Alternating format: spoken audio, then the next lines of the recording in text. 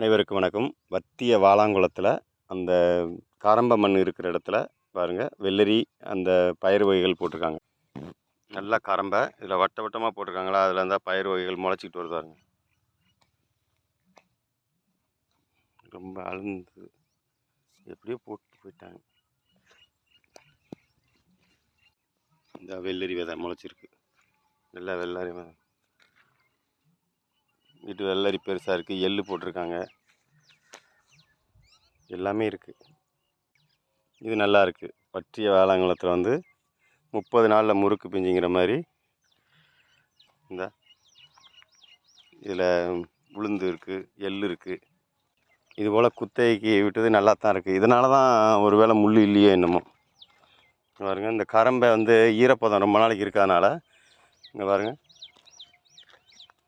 மண் பாருங்களேன்,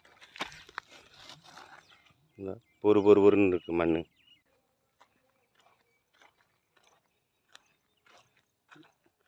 இது வீணாக போகிற குளத்தை இந்த மாதிரி நேரத்தில் குத்தகைக்கு விட்டு மக்கள் பயன்படுறதுக்கும் பயன்படுத்திக்கலாம், வேளாண்மைக்கும் செஞ்சுக்கலாம். நல்லது தான், சிறப்பான செயல். மிக்க நன்றி. நிறைய இந்த வெள்ளரிகளை போட்டிருக்காங்க. இதெல்லாம் எள், உளுந்து, கீரை. இது கீரை நல்லா ஈரம் இருக்கத்தான் செய்யுது. இந்த இருக்கா மண், நல்ல கரம்பா மண், உரமான மண். இந்த பாருங்கள், கூட்டமாக வெள்ளரி தோட்டம் பாருங்கள். இதெல்லாம் பூத்திருச்சு, காய் விழுந்திருக்கும்.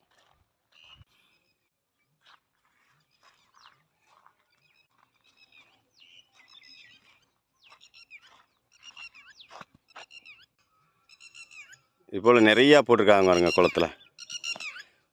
நிறையா இது வருமானம், உள்ளூர் வருமானம் மக்களுக்கும் இதாகிடுது. அது மாதிரி நல்ல வெள்ளரி, வெயில் நேரத்துக்கு ஏற்ற வெள்ளரி பாருங்கள். குளத்தை இந்த மாதிரி எல்லா குளத்தையும் இந்த மாதிரி பயன்படுத்தினா நம்ம ஒரு தற்சார்பு பொருளாதாரம், அந்த உள்ளூர் பொருளாதாரத்தை எளிய மக்களை பயன்படுத்தலாம். அது மாதிரி வேலி முள்ளுகளை முளைக்கிறத தடுக்கையும் செய்யலாம்.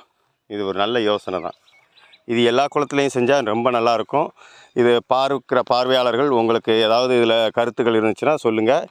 அதேபோல் நம்மளுடைய நீர்நிலைகளையும் பாதுகாக்கலாம் இதுபோல் செஞ்சு.